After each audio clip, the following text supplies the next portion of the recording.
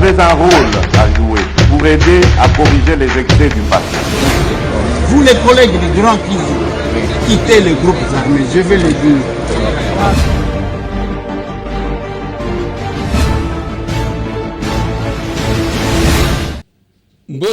Mbote lisusu bandeko nanga bino bandeko oyangai eza masolona député to sali 2 jours to sololité et belé ba mituni ndenge nini to komona yote. Je dois dire merci sincèrement na ba oyo bazwaka moi souci pona biso pambate politique à Congo comme compliqué ce qui bomoni muto abunja ko yako bunga lokola sheribia okende ba yoko kuta ye na mutuka na massage na ceinture de sécurité en place.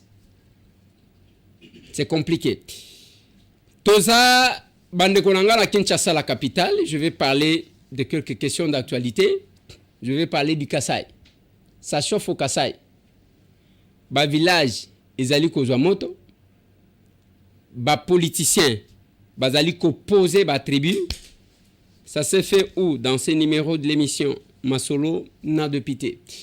Masolona député j'ai à francophonie tomoni batlet ya bamboka mususu balobi tozolia malamu te après otolier. C'est dans ce numéro de l'émission Masolo na député. Masolo na député, c'est le dépôt aussi des candidatures. Il y a députés provinciaux, candidats à la députation provinciale, municipale et locale. Ici Bandaki, c'est en cours. Il ne faut pas causer la kakanasuka. Les gens se disputent pourquoi ils veulent aller en politique, on ne sait pas. On va devoir échanger. Bande Konanga, nazo bisabino et loko moko aussi il y a importance capitale. Le Congo, tout ça la différence. Différence c'est ça nini. Faut passer na elsa kibino ke ba congolais. To linga ko somba ba montre des fois ya cher. Mais respect ya heure. Ezaka moi passe. Mais beaucoup découvrir, nous vendons tout. Biloko bate kakate na Congo to te kakango. Nini bate kakate, c'est dans ce numéro de l'émission. Mais sur ce plateau, je vais recevoir combien de personnes non? Je vais recevoir combien de personnes non? Quelle est la sélection? Allez, Dominique Chimbela. Il entre. Et voilà. Bienvenue. Papa, obato milayi esenga kabozo diminuer parce que ngana zobi masko lokola boya zobi mbo. Voilà. Capable Dominique. Bonjour. Bonjour président. Bonne santé, vous allez bien? Merci. Bien habillé, hein? Merci. Au petit cobal. Oui. Au petit café. Et puis au canelinga au lobby, na beti croisé au peu zelana na kanga yangape. Parce que au lobby, le go la président beti croisé ngape na ko la kisayeke nga soki na l'équipe député. Ah. Bon, croisé. Boni na changu, ça va bien? Oui, le rythme, il y a un moment où tu as dit que Bunda, on a se positionner par rapport à Makambo Zelabiso. Bozo se positionner pour Makamoni les autres Zelabin. Non, tu as dit, candidat. Personnellement, je suis candidat à la députation nationale. Ouais. Na Tchango. Tu as dit que ça la manso de sorte que tout la kissa ou nous avons tchekatina par rapport à ndengue de sentir charge de voir et à contribuer pour servir le peuple. D'accord. Charge il y a contribuer pour servir le peuple. Ndengue nini que de donc aux autres penser quoi porter nini na Congo ou bien la classe politique parce que à les réseaux sociaux opération depuis ta kalazonga te na binanga to ko bunda na bino bina bozo monelanga gaita bo makambo siko ngape bo cheka la kitungango hein jamais papa ngana député akalate ngana nzuluka te d'abord nazana député stagiaire ngamoko na lobako nini Dominique Chimbela veut apporter la classe politique. Vous savez, honorable, ce que tu as dit, madame, c'est ce qui a pembe. Tu as demandé fois pembe. Ce qui est à la moutoire. Ah, Merci pour la correction. Oh, Ezali, Mandef, a permis de l'accepter. Tout ça, moi, Mikolo. L'émission, invitable à Zalak. Ok. Nabanda Moussala Nazambe, Nazala nous jeune, à l'âge de 24 ans. Nabalaki na mute. Nasala, Moussala Kokota, Bazamba, Bamboka, j'étais même en Zambie, na Lusaka, na Kenya Lubumbashi, na Mouna Ndenge, Batuazo Mouna Passi, pour nous creuser comme ça, cobalt, na cuivre, Ndenge Bazou Pamba et pas ya chinois. Mais je me suis déplacé, je vis, mais j'ai marché avec la parole de l'évangile. Mais la parole de l'évangile donne le salut au monde. Mais dans ma belé, il y a RDC, Zamba Pambola Bisokala, au monde moto habité na maladie, moto a fungwami, mais aux autres monde moko ezalaki na pouvoir na ye azali ko bénéficier ngote. Charles wana na tambola na yango, na partager na ba oyo bazali basali en Zambie. J'ai même pensé à un moment donné de faire ce qu'on appelle centre de développement et d'encadrement des abandonnés. Pourquoi encadrer les abandonnés? Dans le monde la Congolais, abandonner bango. Mutu akuzala na penser à kitoko, akuzala na talent, mais azo parvenir à kokufa na eloko, azo bunda pona a contribuer na mboka, azo kokate. Alors, nako bunda nako partager na ba oyo na monaki lokola ba estimer na ba to oyo bazaki ba proche relation na nga ba non, tu dois avoir quelque chose en toi qui peut contribuer au peuple. Nde ba sunginga na lobi non, nakoki kaka koyebisa bato bondi mela Nzambe pour na bomo ya ce côté, mais en même temps que ton dimeli Yesu, il faut que tu vives bien. Voilà. En même temps que ton dimeli Yesu, il faut te vivre bien. Allez, Josué fait son entrée sur ce plateau. Hein. Ça va des fois chauffer. Hein. Ça va? Ça va très bien. Bienvenue. Merci beaucoup. Je peux vous évangéliste. Vous avez mon salaire en colo. Monsieur, je vous ai salé en colo. C'est Nazotu Nayo. Est-ce que vous avez serviteur? Il y a lobby déjà. Banda Moussala Nzambe. Azakina no mwana muki. Naza serviteur wa président mais faut tout nanga serviteur na jarni ni na kolo. Serviteur na jarni ngasi. Les lots serviteurs ils allaient à côté à l'église té. Serviteur ils appellent à tamo offrande to chaka wana. Ils appellent au servir. Naza serviteur. Ah. Mon engagement na église. Donc oh mabonza to chaka na échange patriotique peut to komisa to komaka ba serviteur. Mais tout ça va servir à certes. Il peut être candidat. Oui, capable président. Nazali candidat dans la députation provinciale dans la commune de Kinshasa. La compte à Acer. La commune de Kinshasa. Oui. Oui, il a solo à 21 000. Mais la députation provinciale, il y a solo à 21 000. Ojiga di solo à 21 000 lobby. Yebsan osho bala. Ah, na mona ki alliance. Ozana bala combien? Président.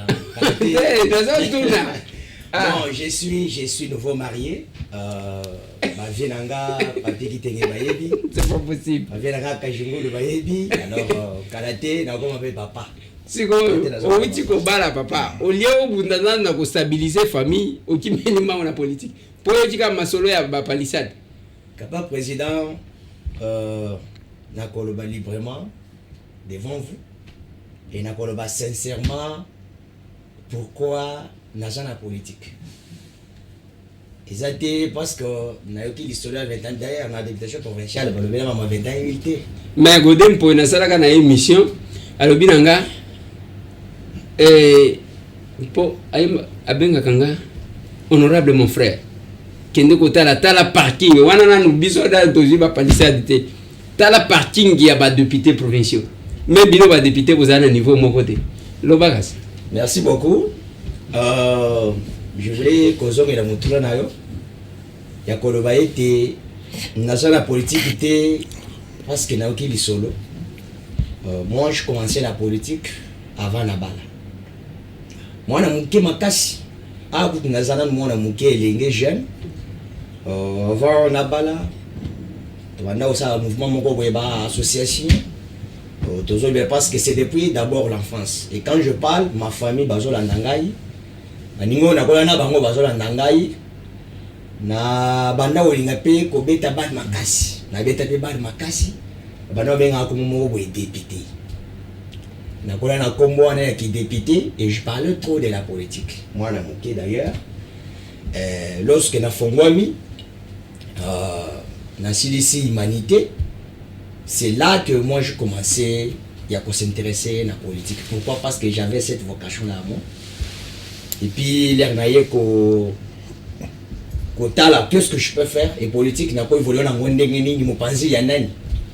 Et Dieu m'a fait grâce aujourd'hui pour être encadré par quelqu'un de taille, un géant dans le monde politique, qui n'est pas moindre, un parlementaire, un baoba.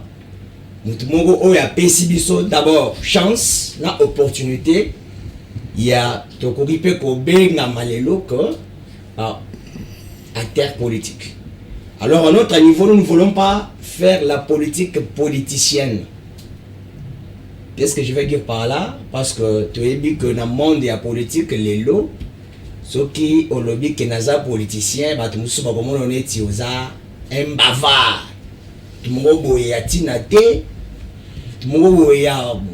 Donc makambo ya kitoko te agente moto alokuta to lokuta bato yo balobaka makambo wisaka te bato yo bayaka na flatterie liboso ya bato lorsque bakozwa charge wana bakei balimo bakei libela. Voilà pourquoi biso toye na politique ya sika. Politique ya sika wana eza politique nini? Eza politique ya démagogie te. Donc je ne peux pas promettre à la population et logo yonga na kozala na mesure ya kosala ya ngote. Mais c'est ce que mon président Eliezer m'a dit. Oui. Au promettre ba touté. Place aux monake. Yo deko koti lelo place yo ko bandela. Eza place ni. Merci beaucoup pour na mutuna wana.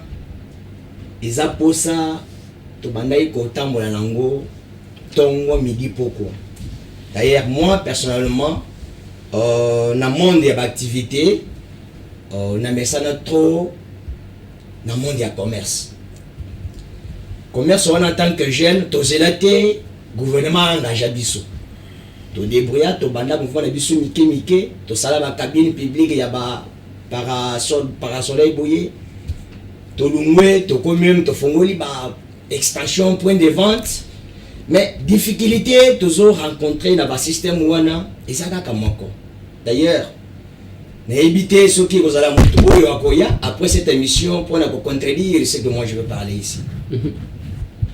Capable président,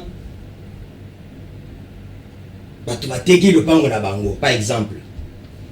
Dans le but, 1000 balles, et moi 1000 balles, débrouillez-vous parce que Missa les a été dans boca. Pourquoi? Pour beaucoup de les lotos parfois c'est la manque d'abord, il y a co-responsabiliser bango.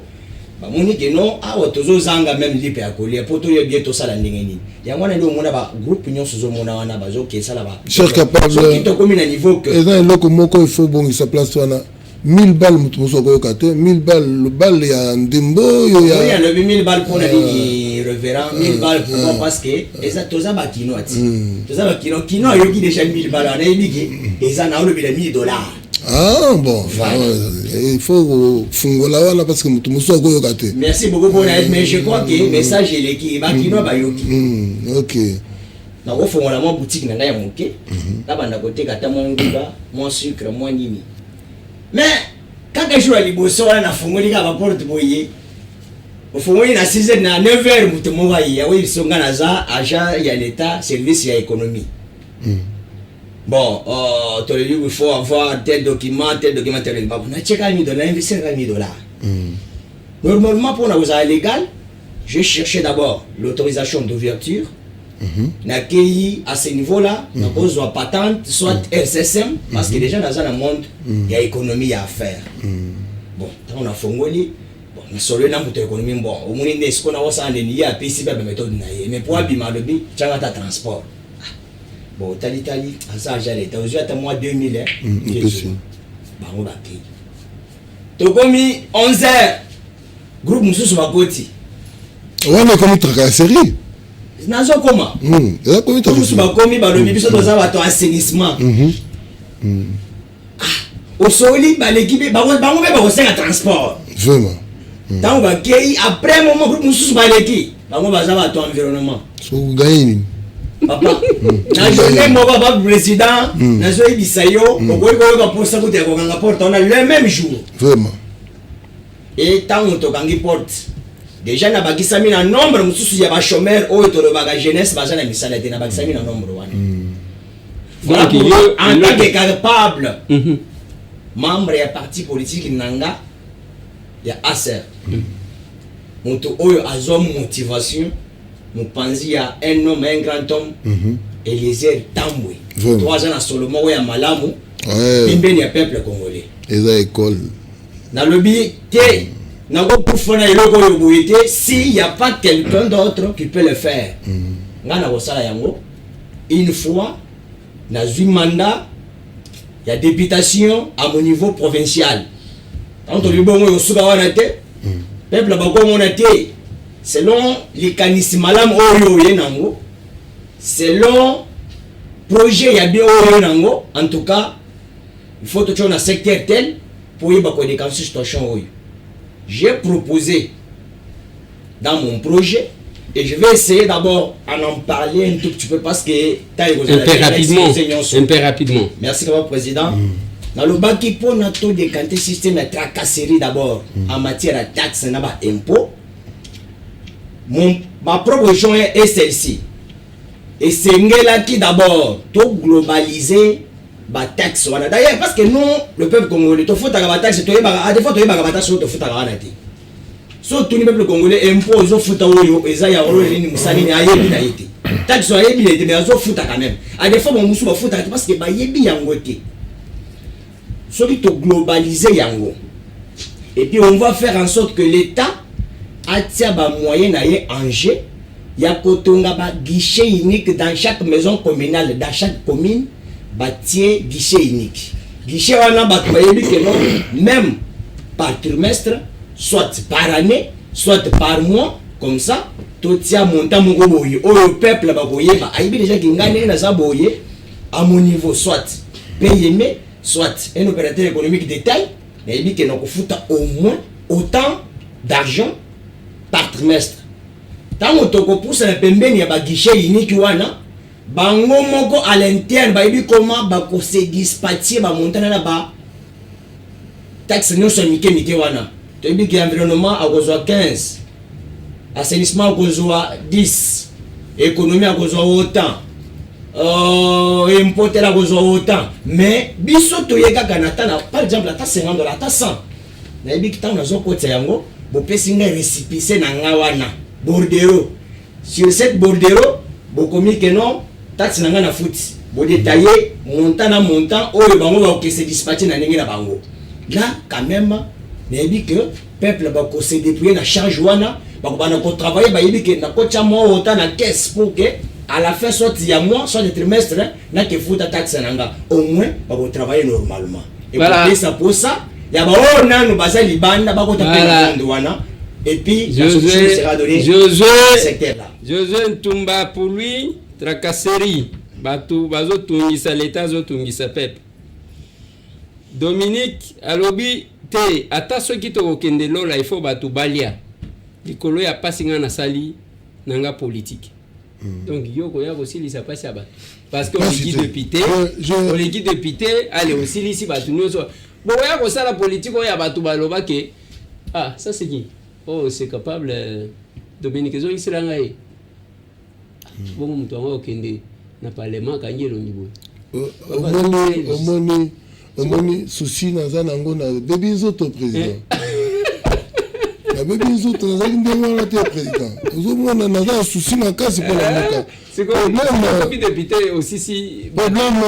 ke nazali na mbongo na banque ya kotonda te je vous ai dit qu'il y a des talents qui se meurent il y a des gens qui peuvent contribuer na économie ya mboka il y a des gens qui ont le souci de leur pays mais ils ne sont pas écoutés parce que peut-être ils proviennent d'une famille non valable, parce que tout ça na moni pe na kotoye batebele soki ozo sentir ndenge bazoloba omonaka moto oyo soki to utiliser quelque part akoki kobongisa mboka oyo mboka oyo eza na baressource eza na barichesse oyo tokoki il faut avoir des têtes mais okomona moto soki aza na mbongo aoyi na famille ya parce que azali na influence songolo mais landa ye na mayele na ye il n'y a rien qui peut contribuer à peuple ozomona souci oza nango nazopesa exemple moko ntango ozovivre embouteillage oinvité biso na 13h okolonga 8h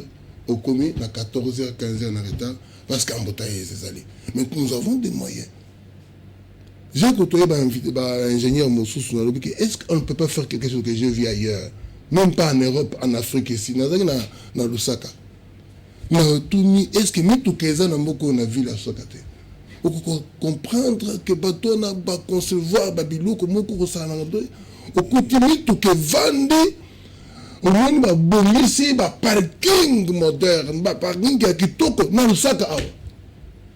Voilà. Au moins boulevard ezaka polele mais et pas na biso awa nazo mituna est-ce que ba oyo bazo ko animer pas ko gérer mbongo oyo ya ville na biso ex ba omungisa mote ye makambo ya taxe ye makambo ya pasi ya ba congolais bozonga nazo benga bino après.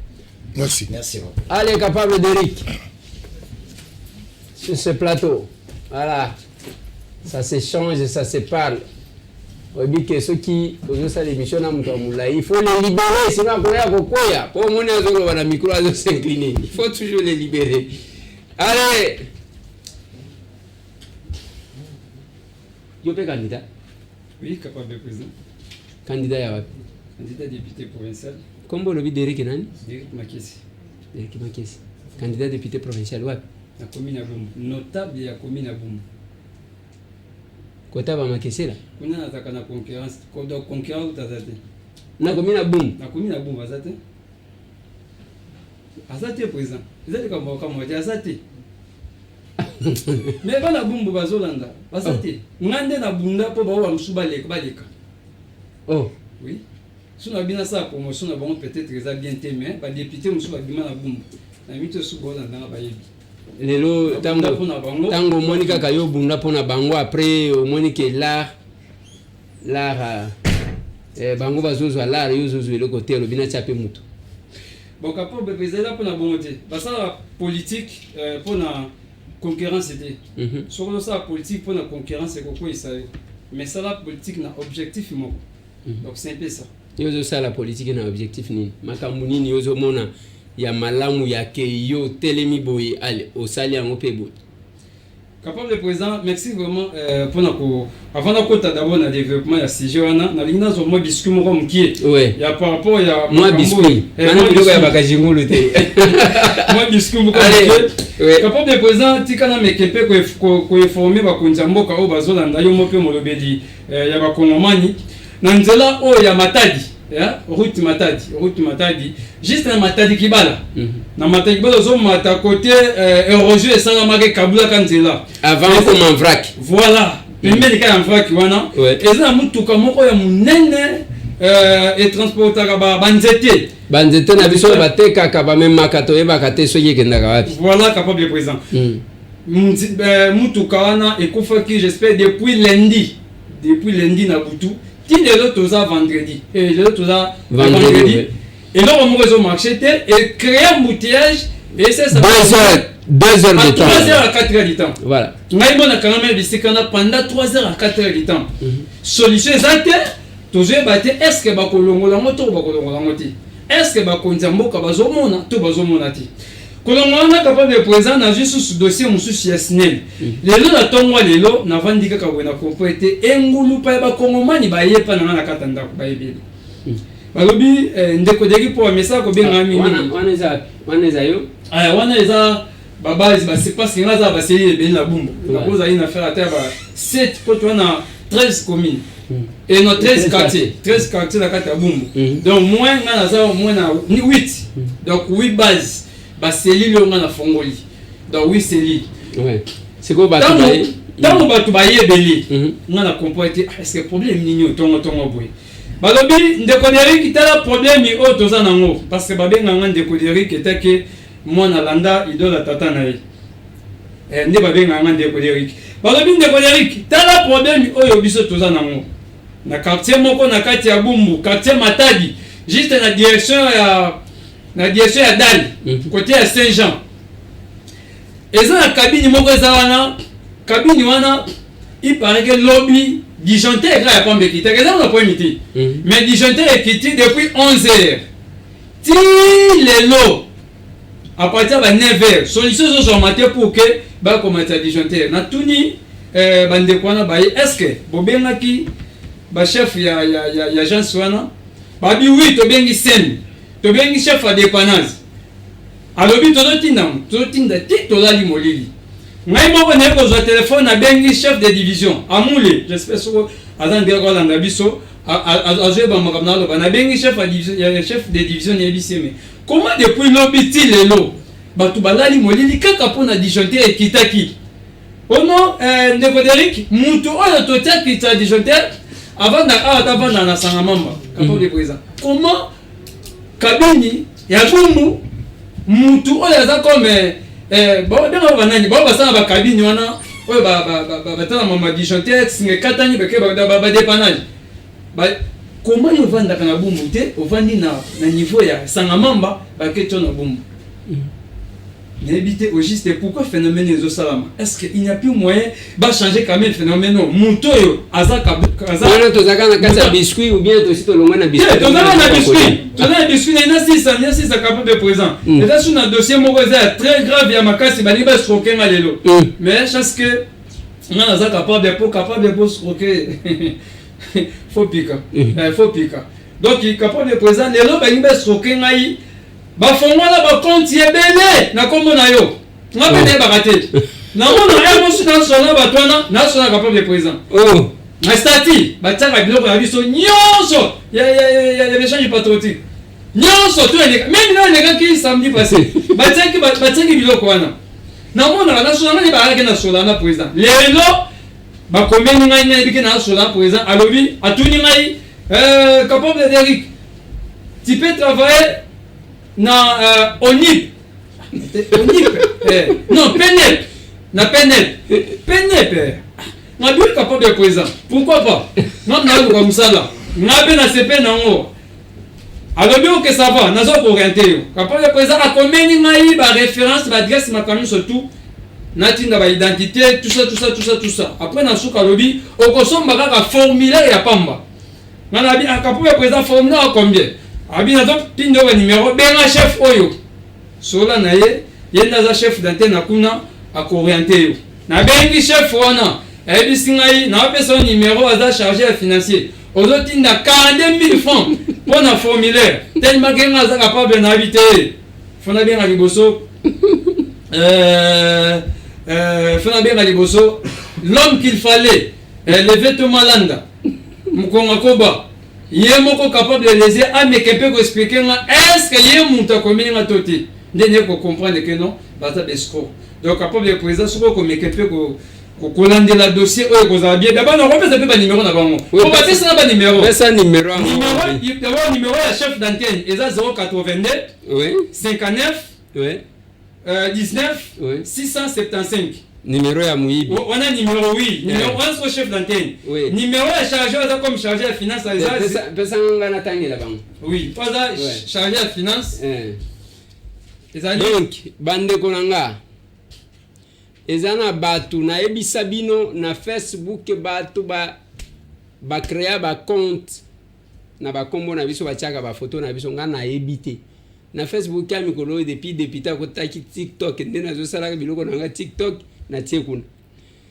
mais bango wana bazo sala musalanga moko basi bakomelanga na pesa bino ba numéro balingi bangaje nga je ne sais pas na UNICEF na PNUD je ne sais pas awa ekomi ya kokoma ba numéro muntu azokomela muntu na WhatsApp pe bapesi ba numéro balobio chef komo na ye numéro na ye 082 na lingi bobengela nga batu oyo les services peuvent aussi nous aider 082 591 9675 eza numéro ya lokuta ya bato bazoyiba bato na bakombo na biso ya mibale eza 089 291 66 81 089 291 66 81.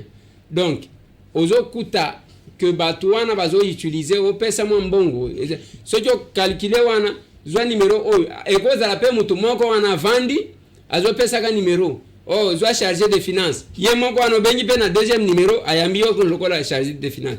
Donc baescro baza ebele natindaka mutu ndenge wana te. Si j'ai une opportunité ya que capable akozwa musala mpona baoyo basi bazwi libaku wana nabengaka bango na ndako capable kamata dossier na yo kende sika boy et puis kuna makamba mbongo eza te ozoluka musala babandi kosenga yo mbongo ezalaka te. Donc ça il fallait que je précise. Voilà nalingi ozwi mwa temps ebele na biscuit siko tikalika na 1 minute ya pam siko oyika masolo ya okende na politique lelo soki oza candidat na député provincial na commune à Bumbu. OK lelo pa ozwi poste yo priorité na mes amis. D'abord objectif les que na objectif na ezana no moko ya que kosala suivi makasi ya oyo nyonso gouvernement et prometaka pe la kaka e kokisaka te to kopesa exemple ya que tomoni gouverneur ba yuti ba lansaki opération moko ya sukola babuki ba pangu nyonso tu oyo bima pembeni ya prince capable de présent ma pangu wana ekomi nango bisika ya bakuluna toujours des informations chaque jour bisika bakuluna bakomi ko bombama basala bato mabe. Mais pourquoi pas ce qui gouvernement par exemple va lancer le komoko boy ba ke nango tina suka toujours mona ba bisika belé même balancer ba misala bisika belé balancer ba misala silate et comment et comme qu'on risquer comme d'érosion na ko pesa exemple nga naza notable ya Bumbu na Bumbu normalement misala et c'est que ça mana ba direction le ko elengesa asosa Birmanie pe sayo elengesa bravo asosa bravo mais Birmanie capable de présent ni biso Birmanie eza direction osoki mbule so beta ezaka grave mai na ngoso otendenge de kala mais anji de kosa manji de kosa so musale bandaki bien mais jusqu'à présent babande musala ezo simbati. Donc yo ceux qui les loza député ya liboso kosa la suivi. Donc il y a un membre il y a commission babengi suivi et évaluation. C'est ça? Oui. C'est la priorité, deuxième priorité. Deuxième priorité normalement il faut biso pe ba député to za rappeler BSP à créer papa on commission député na voter et puis à l'occuper biso ba député. Dans un niveau là on n'y va pas le président. Allez, capable Philomène à ma droite.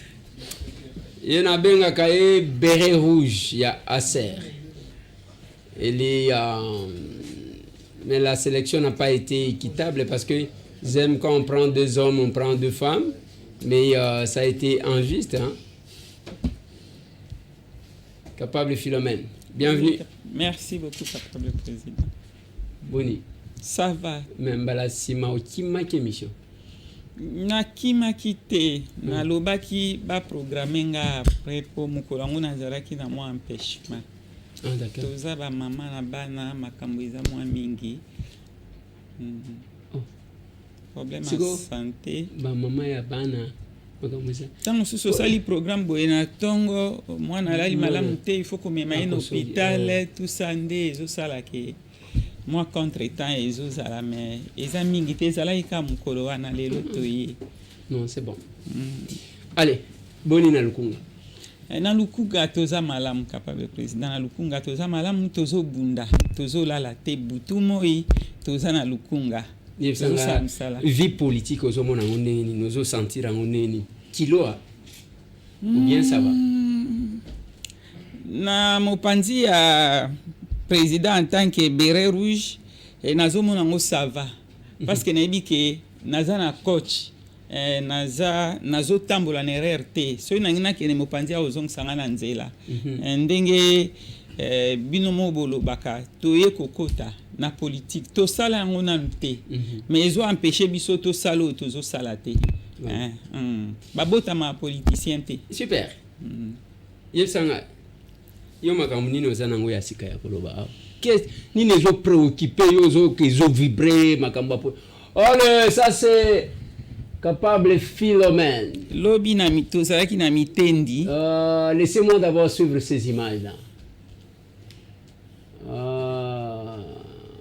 On est à jouer. Na mitendi tozalaki Wana kuna mitendi. lobi oui. Voilà. Tozalaki kuna lobi. Na mbeseke. Oh, j'adore ça. Voilà. Priorité. Priorité na biso lelo ba élire biso comme ba député. Tokozala wana pona koluka ba équilibre na ba oyo tozo constater comme moi d'injustice.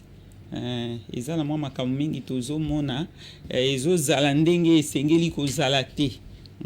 Priorité na biso ekozala wana en tant que mama tolobi tokende na front elakisi esika bazozwa ba décision po tokoki tozalaka lokola ba parlementaire débouté idée ezali mais olobi ezokoma na bon porte po ekoma kuna il faut kokoma place oyo bazokela mibeko nde tocontribue kuna pour la bonne marche ya politique ya mboka na biso parce que nyonso tu ezotambola soki politique eza malamu nyonso ekotambola malamu oyo tozoloba économie sociale ni nyonso tu wana soki déjà politique eza bien nyonso ekotambola malamu.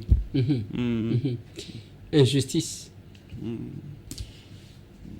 Injustice wana ozoloba déjà injustice sociale. Wana tolingi toloba tokopesa exemple. Ouais. Tolingi totala équilibre na niveau ya ba ministère. Totala ba ministère eza ebele. Ministère nini eleki mususu. Tozopesa exemple. Tozu ministère ya agriculture. Il y a culture et art, pardon. Et puis, tozu ministère, il y a défense. Et ça, exemple, tozu pesa. Ministère, il y a défense. Tozu ba militaire. Tokoti pen intérieur, tozu ba policier, toche bango wana. Tozu ministère, il y a culture et art. Ba artiste basé belé, tozu non ba musicien na biso. Musicien congolais, azo travailler d'abord na compte na moko privé. Aza na bao babenga ba caché na bango baza na banzembo na bango basalaka ba se retrouvera par rapport na yango. Militaire aza mutoyo azo travailler d'abord serment na ezali makila na epo na ekolo azo travailler po na ekolo ata soki militaire akokende ba otinda ya okende garde en dehors ya kozala na guerre batindi ya ke garde pas mutu. Capable président andimi te que garde moko akozwa 1 million de francs congolais andimi te wana tango bazo vivre nanu soki ekomi ke lelo liwa ezwi moko ya ba musicien na biso na moko ya ba militaire na biso tokomona traitement ngo eza penza ndenge esengeli te. Militaire soki aza officier supérieur okomona mwa montant moko boye puis na franc congolais balobi ke basala matanga ekozwa temps pe soki boza pressé bayebisa bino non bosala dépense et puis boyela biso ba facture tosala tokozongisela bino. Mais soki ndeko na biso moko ya musicien akufi tokoyoka ba montant moko boye na ba matoi. Et puis tokoyoka ka entre bango tellement ezala nango ebele oyoko batu boye bayibi boye batu boye bayibi bandeko na bango biso soki na côté militaire so militaire akufi po baya kosala ba cérémonie ba osenga mbongo te. Mais de l'autre côté tokoyoka ke non po baya koyembela ndeko na bango ya kufi etolongola ki parti po na transport na biso po toyaki koyembela ye. Mais na côté oyo koyoka même quand na muke wana bakopesa baoyebisa yo ke bakopesa bino mutuka me carburant eza te. Totali tomoni tolingi tokende kuna mpona koyeba pourquoi c'est 2 poids 2 mesures. Équilibre, oui, 2 poids 2 mesures. Mpona ni ezosala mabongo po oyo pe azosala mosala zelana na yoki nazoyoka neti nalingi nayoka siko. Donc Capable Philomène à lobby boy. Elle est préoccupée par une situation, un peu si quelques exemples. soda moto azobatela mboka traitement na ye même ceux qui batie ye aza na détachement mpona kokengela moto mpona azwa 1 million de francs congolais équivalent ya 400 000 francs 400 dollars maintenant eza pasi soki akufi ba honneur oyo ba militaire baninga na ye bakoya kopesa yango eza ya kovendre te ya koteka te baye basali mais mpona bakunda ye okomona montant ya militaire ebimaka na franc pe ebimaka muke soki ebimi muke wana ere moko ekobima te balobi bokende kokota nyongo tokozongisela bino mais sikoyo soki baartiste apesi exemple ya bamusicien musicien soki aza wana asepelisaka biso tosepelaka bien ye soki akufi d'abord baninga na ye puke baya kobeta ndule bakokata d'abord l'art et puis ya bango montant ebimaka na franc te koyoka 200 000 ebimaki 200 000 wana nini 200 000 dollars otala lisusu badetourne yango donc elle dit que ma première préoccupation eza ya kotuna nini ezosala ke babateli mboka bazala bien traité te bazala oublié. Oh, c'est ça. Même na niveau ya même complété. Même na niveau pe ya salaire. Entre temps maman Philomène a le besoin de soulever le mot très capital. Mais même pe na niveau ya salaire. Comment na ba militaire ba bazo bundela mboka. Mbongo oyo bango bazwaka. Eza insuffisant par rapport il y a batu moko boye au moins ça la gravité mais lokola azane ka mutu ya gouvernement azo grand là mais mutu ke bundela mboka azo ne kola la kuna ba front azo ke nyokama azo ke souffrir ya des fois ba kuta na ba rebelle ma bebele tala mbongo bazoka capable le président sur différence on a pour nani maman Philomène a soulevé le mot très capital même na niveau salaire tous ça même ata ba policier biso malgré tout ba policier biso pe moko ceux qui moyibi pe kota makasi tout rende to zonga pour un salaire, t'as un salaire bazoka. Un policier doit soulever 200 000 francs congolais. 200 000 francs congolais. Ceux qui ont commis député n'ont pas de salaire là-bas. Non. Et ça, biloko tout le monde a ça suivi. On va la régie. On va la régie. On va la régie. On a fait le débat sur le budget. Mais c'est temps de parler. Allez, la régie. Honorables membres du bureau, honorables députés, chers collègues. Tozaka na problème makasi parce que tangu tozolo belambongo oyo atinda biso azoyeba te nini tozolo. C'est comme ça que je me suis résolu. Na français na kat.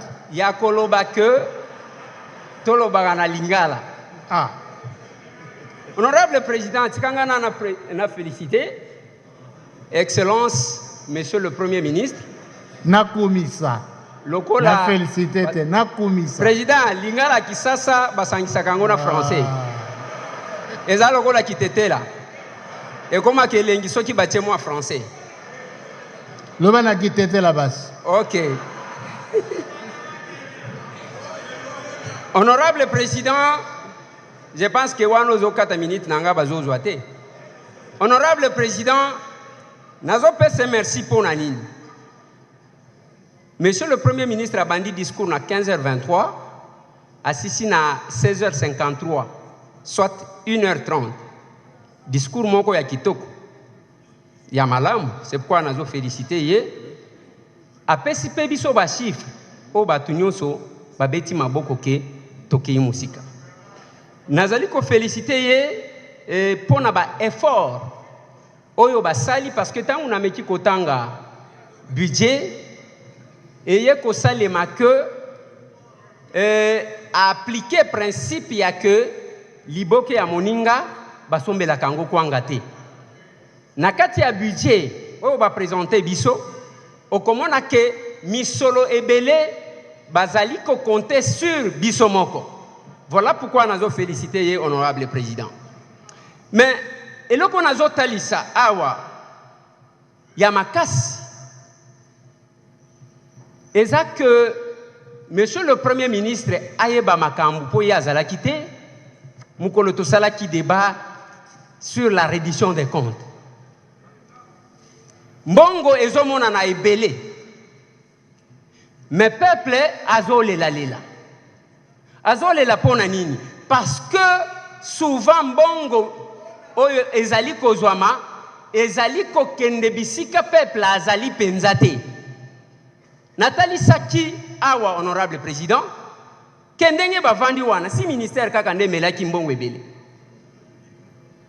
totangi défense totangi justice totangi EPST totangi affaires étrangères totangi budget et puis na intérieur si wana kaka nde mtu emelaki mbongo mais nayaki koloba honorable président likambo moko natalisi na lobi na nyonso tu wana tozonga sikoyo na moko moko parce que oyo eza na tina eza koproduire mbongo te kotikala mpe kolandela yake discours nyonso tozosala eske mbongo ekokoma ekosuka te na kokoma awa toza na mboka oyo ville misato kaka nde bato bazovanda nde bato bazotonga Kinshasa Lubumbashi Kolwezi balingi babakisa me Goma esili le reste bato bazate nyonso tu wana eza nini honorable président c'est parce que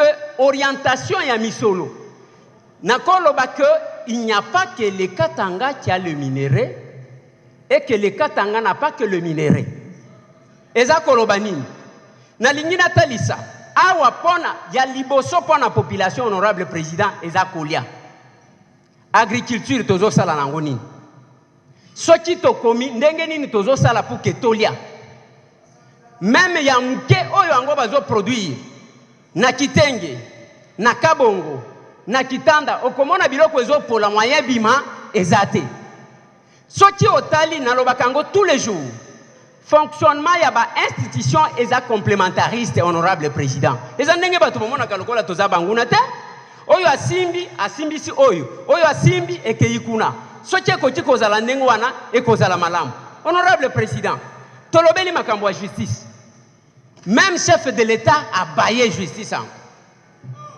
émission eleki so okomona bakangi ba prisonnier on n'a pas un camion ezo mema ba prisonnier kuna bazo mema bango na ba moto na ba keti bijango mongo ngo ekendaka wapi soki otali mikolo nyonso honorable président évasion kaka ils se sont évadés mbongo ba pesa na justice et garde des sceaux esala ka musala nini soki otuni ba juge otuni ba magistrat bakoyebisa yo ke tozondi ma corruption parce que biso tozwa kaka nomination le reste mwana na mwana se débrouiller tokei na ministère de l'intérieur honorable président oui tozolobela sécurité za malamu mais sécurité il n'y a pas que l'armée bao bazo géraka biso mikolo nyonso c'est la police totala awa même capitale na Kinshasa la police azana mituka boni oya ke kuluna abimi boya ke kuna okokuta honorable président souciat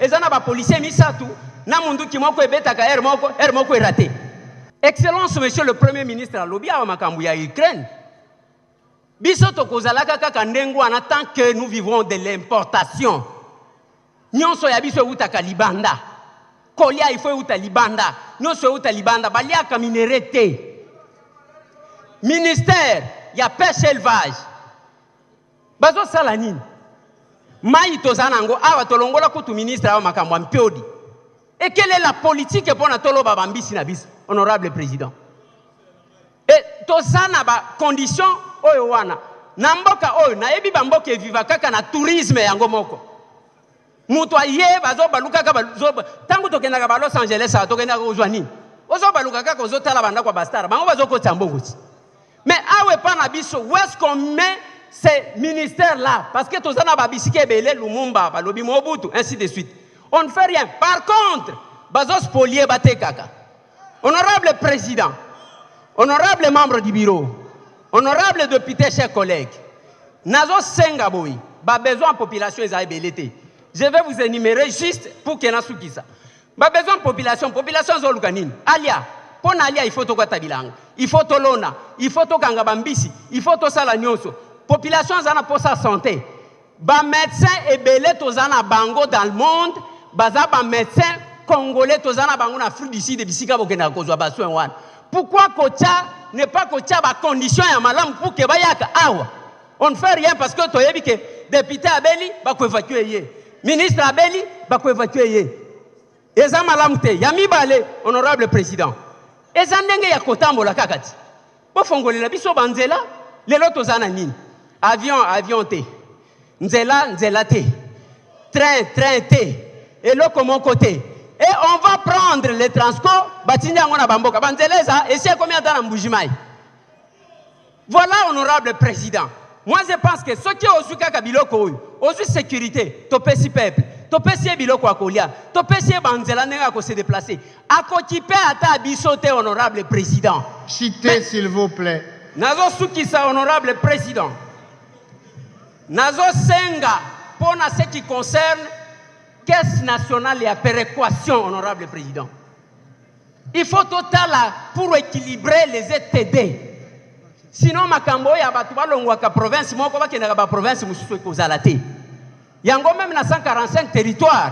Il faut la kibotala wapi tozo banda okozwa province oyo ya sika nanu etongama kiata eloko moko te opesi même montana oyo yakala osali eloko te, honorable président. Nazo sukisa, honorable président, pona koloba.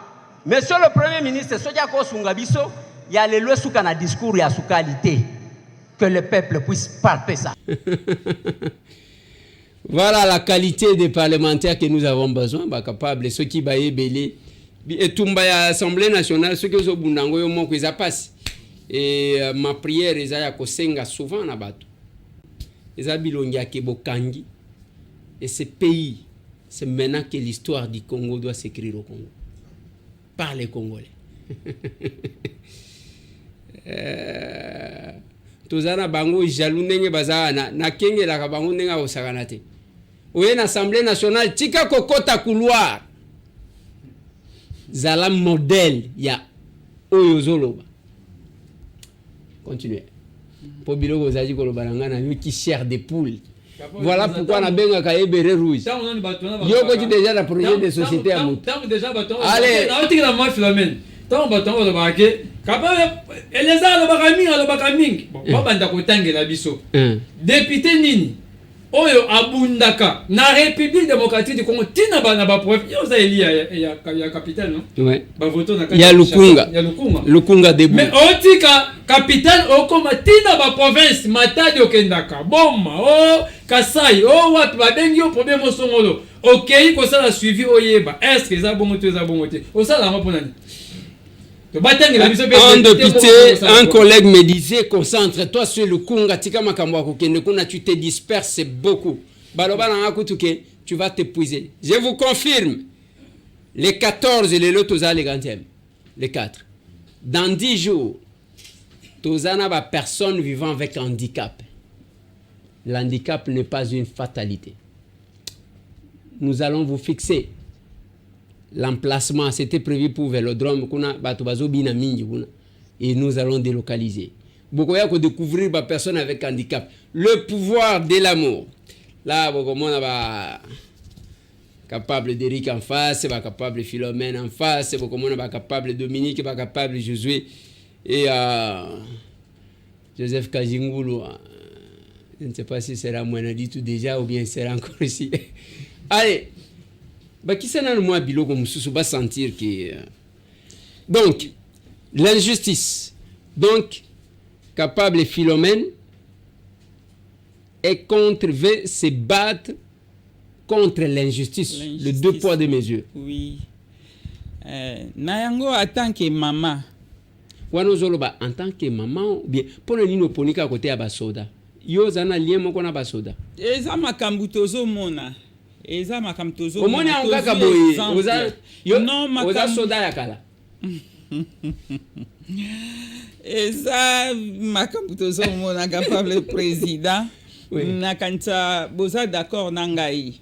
Na makambu na lobi na ko. Derika côté lio déjà. Bon, na ko cité eza makambu o tozo vivre na ba famille na ba nini ezo sala pasi pona komona mutu azo sala musala na ye a bénéficier na musala azo sala a bénéficier nango pe a se sentir à l'aise alobi awa o ba biso to moni boye lelo yo phénomène kuluna ebimi soki bozongi mwa bambula muke na sima ebimaki na bana ya basoda nde babandaki makambo ko bima libanda.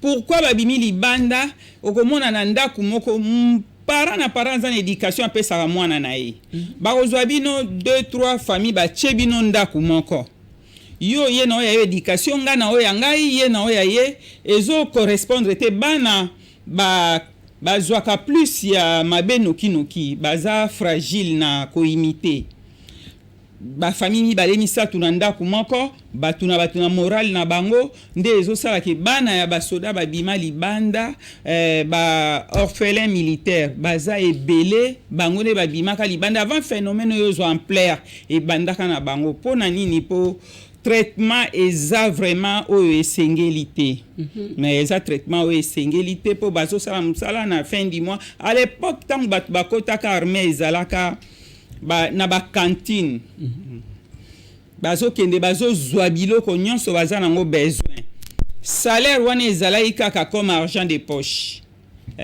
ntango musée aye babengaka solde ntango musée aye même baétudiant ebele bakimaka bauniversité bakimi bake kokota na armée mpo musée aproposaka $100 yango mon général Kennedy mon ami $100 wana ememaka batu ebele bakende na musala ya soda lelo yo soki bato bazokende banani bazokende kuna bazokende kosala nini botala ba genre ya bato bazokende est-ce que eza baétudiant lisusu nde balongwaka bake kota na armée lelo eza batu moko bazokende eza un peu pasi mpo na biso esalamaki eza na phénomène moko esalamaki ya insertion na intégration balobi na batu oyo bamoni bazwa carte rouge bakende kopema bazonga na bamboka na bango bazonga na vie ya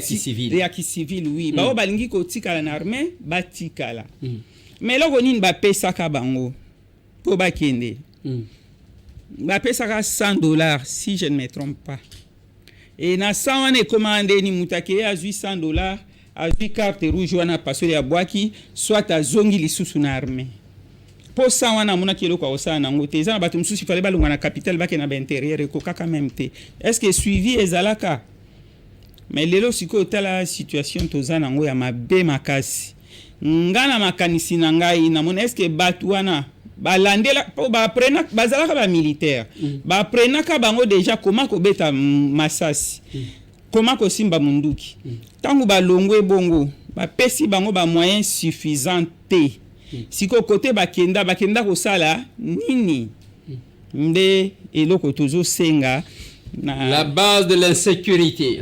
Voilà, ça c'est Philomène qui parle, elle parle bien. Tozosenga boye biso na aser nga naza mama naloba courage na koma nango même bana nanga bakamwaka ke mama tozo makambo yo parce que nazalaka boye te nazala timide mais bien que nazala timide nazala na makambo ebele na motema ekokaki peut-être une fois ko exploser voilà mais tangu aser ebotami nalobi non natali vision natali idéologie natali mutu azokambango nalobi non nakei kokota na aser po muke o naza nango nakomisa ngo kuna po emema biso na esika oyo bakela mibeko kuna tozokende po na kotala est-ce que mibeko ngo bazozwa eza na avantage ya nani eza na désavantage ya nani po toza biso nso ba congolais il faut to vivre équitablement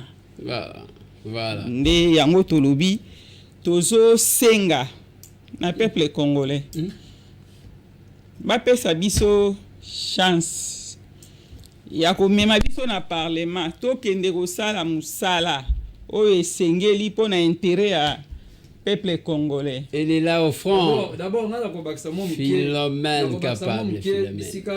Philomène au lobby. Cause à la côté ya bana bumbu eza problème même ceux qui va passer parole de azo milobi la kanenge na zaki na moko ya changwa ya mulai. Capable président. Oui. Juste quelques secondes na ba ki sabisika capable de Philomène. Alobi nena do senga na ba komamani. ngai nalobaka mingi vraiment na ba congolais kosala politique to pe kokende kokota na parti politique moko soki bato bakendaka na sentiment na loyenge okei kaka ti kokende ke mutu wana aza na mbongo ebele mokolo parti aza boye c'est pour ça omoni mboka ezobeba makambo ebele ezobeba biso soki toya na kati ya acer toyango na sentiment te nga aza asbel nanga des amis de ndeko Derrick ngai na asbel na famille nanga liboto nanga tokota na kati ya acer mpo nani d'abord kotala nanu les responsables numéro 1 ya acer ayiba te aboma te asala mutu mabe te façon d'être na ye aza modèle na nyonso pe abundaka bituma soki abandi akendango tisuka mais pourquoi pas biso toya totie maboko parce que aza ye moko charge nyonso to akokango te aza ye moko nde tozosenga na bakongomani basunga biso soki capable président bokomi 15 20 30 esili makambo échanger voilà toujours quitter malembe parce que mission aussi la calamité. Je vais parler de quelque chose parce que capable Philomène ayeko yebisango changa eloko moko na lito. Vous savez que le Congo bazali ko exceller ou bien tozali ko exceller parce que ne faut pas na micha kalibanda. Pourtant ozolo ba ke ba congolais bazaka escroc. C'est que na yo na kati. Mais j'estime aussi que tout le monde n'est pas escroc. Mabena biso na milimo oyo elata biso même beaucoup quand on répond à kate ezanini toteka kabiloko bateka kate c'est que capable Philomène aye koloba traitement ndenge batu bazo vana na bakan ndenge bazo loba boy bande konanga na loba yangwa na lobi ba o batongi oasis na domaine militaire bakokaki ko senga bango ka que tozo senga tangu fatia aye nous oublions contrat basal to lobi soit tokobenga na bino ba soda ba ye ko vana na ba villa a soit bozwi mbongo botongeli ba soda ba villa ya malam ba vendre sika malam ça ne coûte rien, ça ne pouvait pas nous coûter des millions ça. C'est la parole, c'est l'initiative. Voilà la serre comment nous réfléchissons. Mais awa toteka kabiloko bateka kate. Bazoteka ka kan na leki na kamba dia dingi. Na moni clôture na kanisi ke ba clôturer kan. Na tala boy, bakata ka mwa eloko amuke boy na lobi oye keite. Ba kan toteka ka bisika mampinga na biso bako vendre. Quand kokolowana, je ne sais pas si ça existe encore. Le projet était, bon, mon collègue n'a pas député, c'est un parlementaire qui vous parle. Invité dans un restaurant, na Gombe. Complot contre les camps Kokolo. Oh, mon Ezaya Kofinana, oh, mon la Salaka, pour se sécuriser na Gombe, il faut tout déplacer bang. Boba telana nou ya kalavan keboken. Oh, bisika wana so ki tote itoko zwa mongo ebele. Ya liboso bozo sana woni. Na boya kokende. Na lobi na boya kokende ba collègue na nga bakenda kuna nazolo bango na télévision bazoka moi 5000 vous quittez $5,000 na kola kisa bango misapi soki mutu atie tembe na yewa na kotanga bango surtout ndenge tozoke na campagne armes non conventionnelles complot contre Kankoko toteka kabakan bota la kan lufungula basi ba fina yango bakacha mais entre temps vous avez besoin de la sécurité namboka na biso teka ka cimetière bisika ba koko na bino ba vanda wana boteki bozo teke lango indien aya vandi wana est-ce que vous comprenez même Bible ango elobi tu adoreras les dieux de tes ancêtres bisika milimo ya batu pema boteke limupai biloko toteka ka yango wana namboka na biso toteka ka ba frontière kende tout au long ya fleuve Congo ah.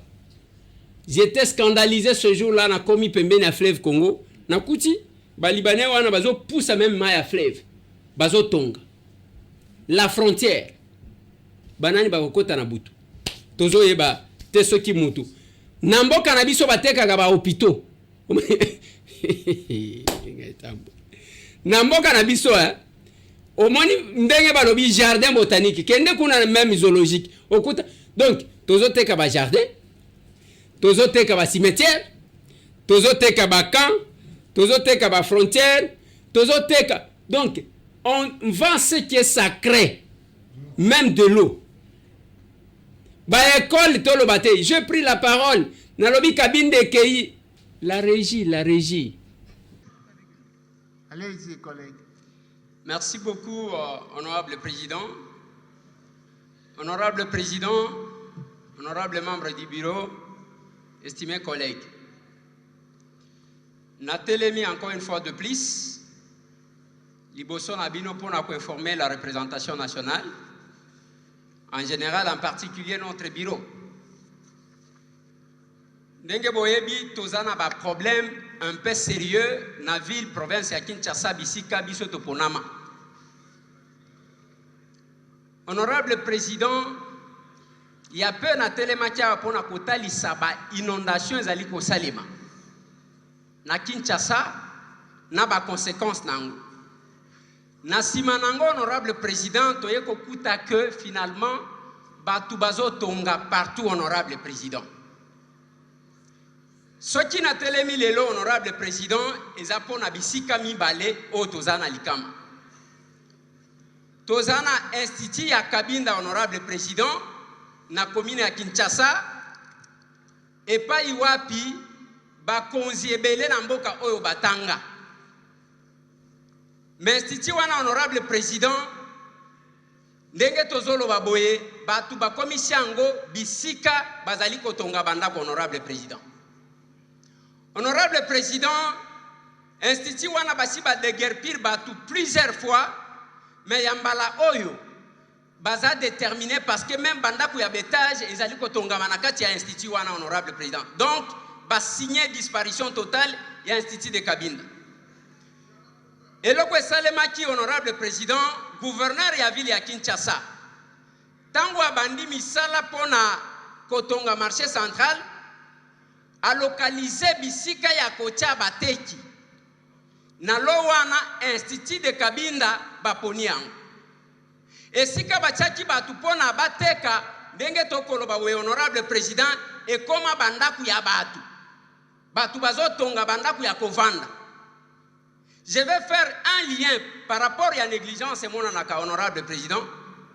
Ce qui otali awa tozali ko déplorer ma ezotonda natamboli awa pona natala qu'est-ce qui fait que awa etonda nakuti batu babandaka malembe kosala net église awa na yamaya awa na pongabi lelo batonga ba étage likolo ya ba collecteur d'eau honorable président. C'est la même chose qui se fait dans l'institut Kabinda.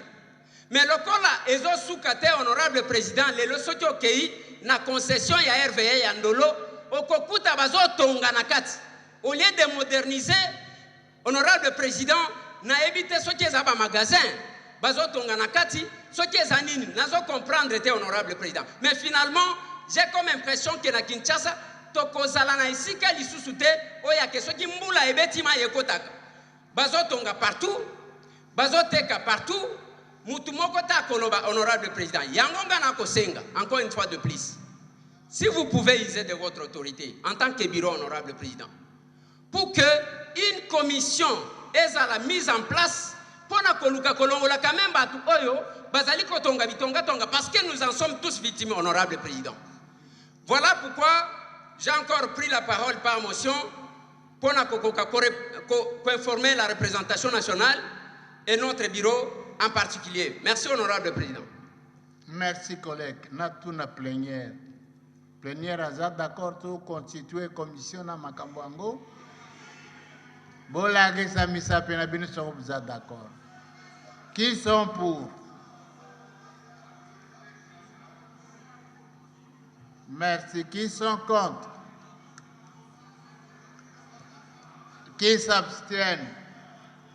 Merci. Au vu du résultat de vote, une commission spéciale sera mise en place pour contrôler la spoliation des écoles et les biens publics tels que l'aéroport d'Endolo.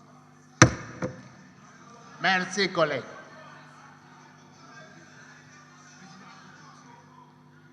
Alors, députés, chers collègues, nous avons terminé. Nous vous remercions très sincèrement pour votre participation active et nombreuse, votre présence nombreuse à la plénière de ces jours. Merci, la séance est suspendue.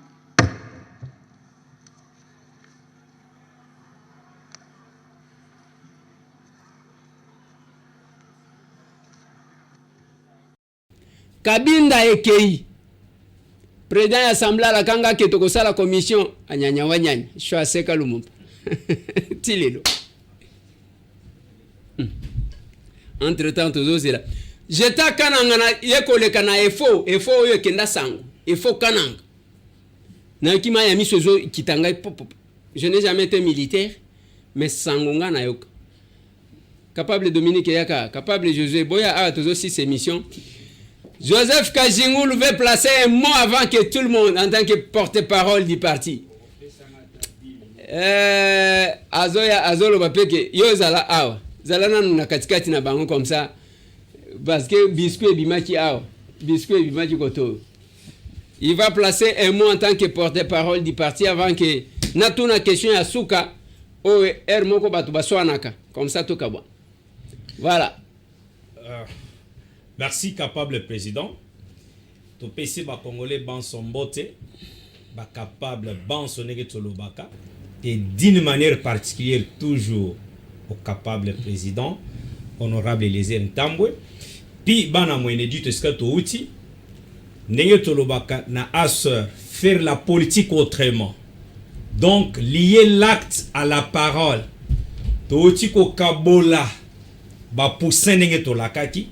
Bana soso na permanence zaki ya koinda yango na image zoleka to kaboli to lobaki yango pe to sali semence pe to kaboli parce que to sali sina mwene dit tout plus de 100 bilanga ya ba to kateli bango 100 bilanga pe to pesi parce que na asereza bilanga d'abord kolesa ba congolais na ba potentialité ya Congo voilà po baloba liboke ya moninga basombela kango kwanga te nde tolobi to encourager ba capable nyonso le bazana plateau to ko pesa bino ba fruit oyo maman Philomène a lobby li solo awa parce que na intervention na ngation ngana intervenir je devrais moi proposer les changements radicaux de la constitution.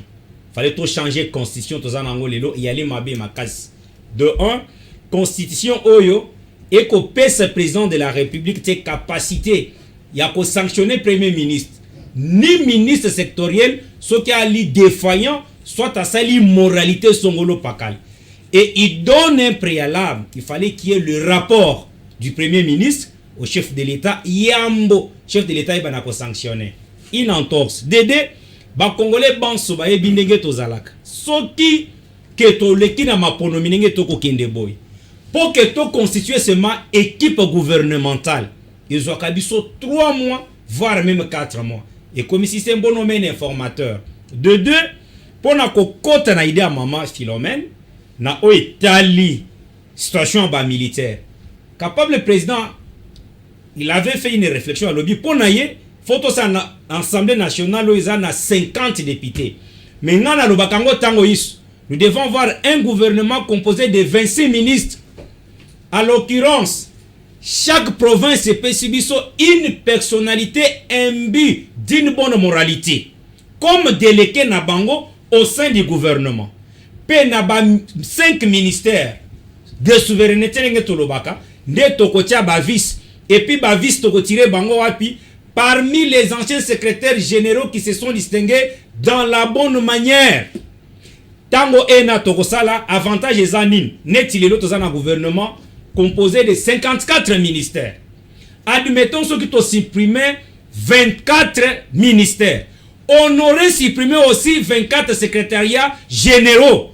Didier Nyonson Tokobenango pour renforcer l'armée. Deuxième palier, suppression des assemblées provinciales. Bisoban soba Congolais toyebi mbutu oyali na ba province.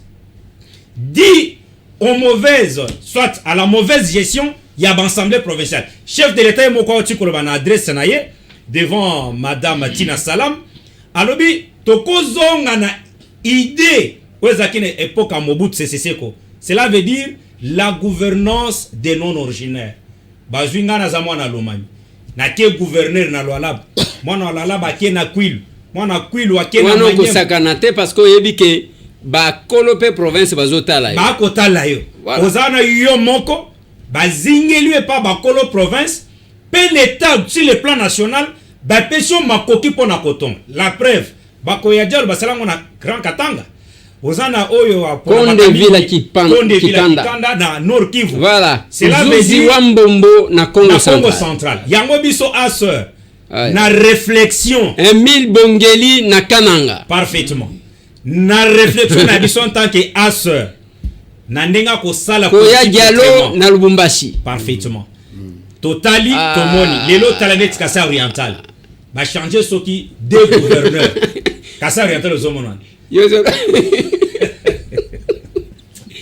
Voilà, Kajigulu, on stoppe là-bas.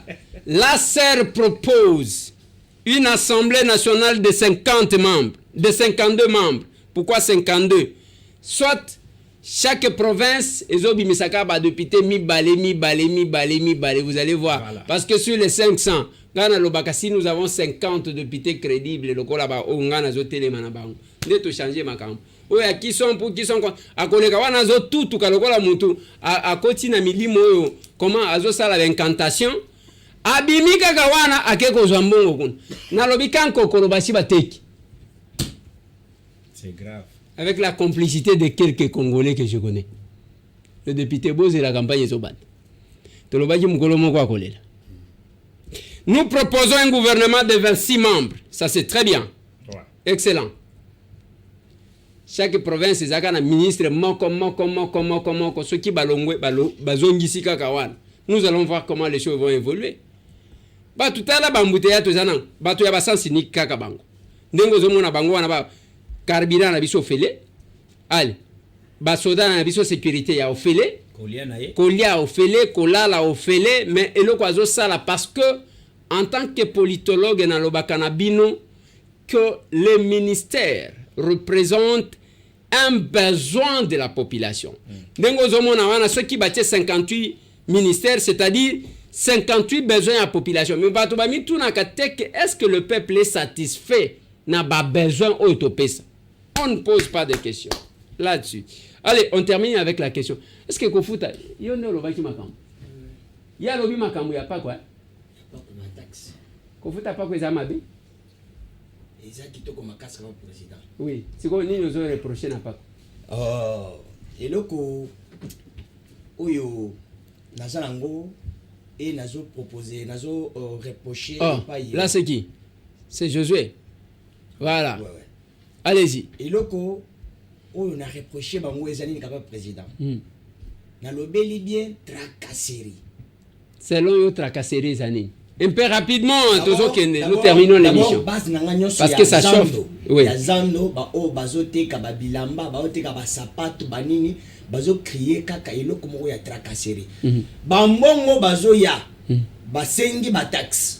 Soit ba sengi ba mikanda wana. Soki bo seski soit bo lobié te boye, transport bazo wana ekendaka wapi. Et puis, si on a un bango, et qu'on a peine à casser à l'état. D'ailleurs, les armes voilà. Dominique, qu'on fout à taxe, les armes à moutou et amabe. Qu'on fout à taxe, c'est bien. Oui. Mais tu as dit qu'on a ça évaporisation na yango. Évaporisation, ça veut dire que bongo est au quota. Mais eza kozonge la peuple te, la peuple a bénéficié nangote. Yo ce que comme député ali, mbongo e bandi.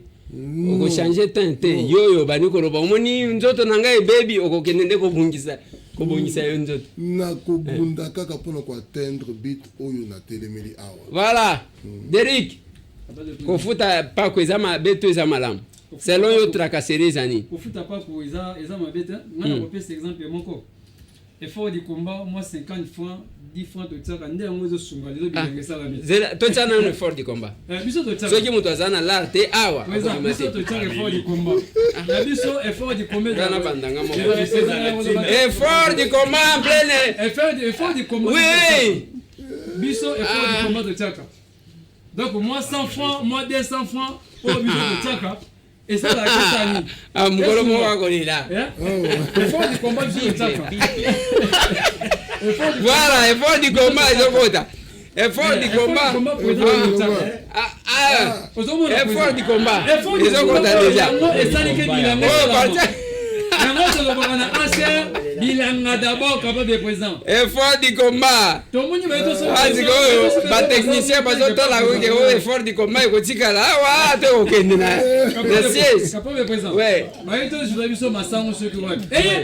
ouais. Mais plus on va moi c'est une fois de ce type ouais. Et moi tu bilan. Effort du combat. Même papi qui voilà. Effort du combat. C'est que l'émission suivie en direct. Voilà. Effort du combat. Voilà. Chaud. Donc on va tout rebangisa. Nous sommes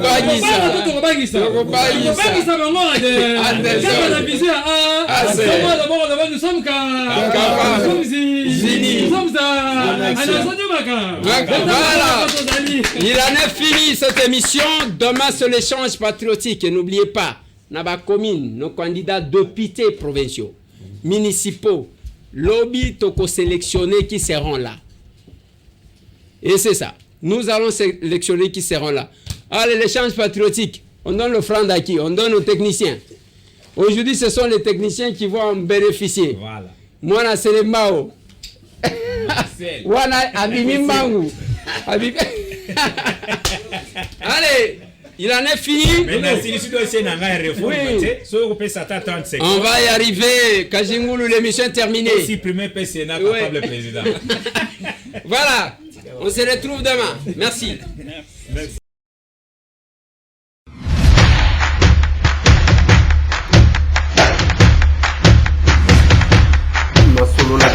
Honorables députés et sénateurs, vous avez un rôle à jouer pour aider à corriger les excès du passé.